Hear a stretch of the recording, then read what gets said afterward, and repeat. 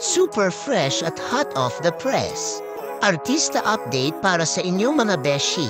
Kahit sobrang busy si Kim Chu sa kanyang mga commitments, laging may oras siya para sa kanyang pamilya. Kamakailan, kasama ni Kim ang kanyang kapatid, kaibigan, at syempre, ang kanyang papa sa pagpili ng speaker para sa kanilang videoke sessions. Pang-bonding na din nila ito. At aliw na aliw si Kim dahil naites ng kanyang kapatid at kaibigan ang quality ng mic at speaker sa pagkanta ng I Won't Last a Day Without You. Talagang feel na feel ang family love.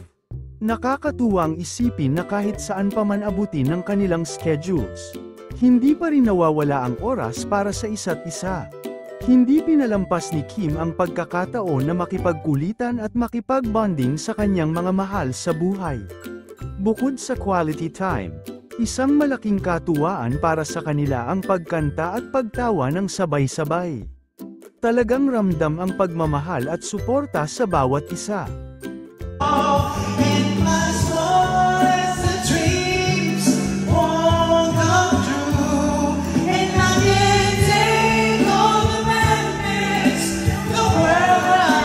Si Kim Chu, ang queen of the dance floor, ay muling magpapakitang gilas sa isang nakakabilib na dance showcase ngayong linggo sa ASAP Natin To. Sabi nga ng ASAP official, ASAP's Queen of the Dance Floor in another sizzling dance showcase this Sunday on ASAP Natin To. Queen na queen talaga ang ating Chanite Princess. Kaya't siguradong mapapahanga na naman tayong lahat sa kanyang husay at galing sa pagsayaw. At hindi lang yan, mga kapamilya, dagdag pa ng ASAP. Makakaasa rin tayo ng pamatay na kilig mula sa isa sa mga pinakasikat na love teams ngayon.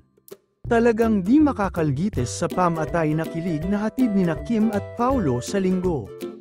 Kaya't siguradong magiging kumpleto ang inyong araw sa mga pasabog na performances at nakakakilig na moments sa ASAP Natin To.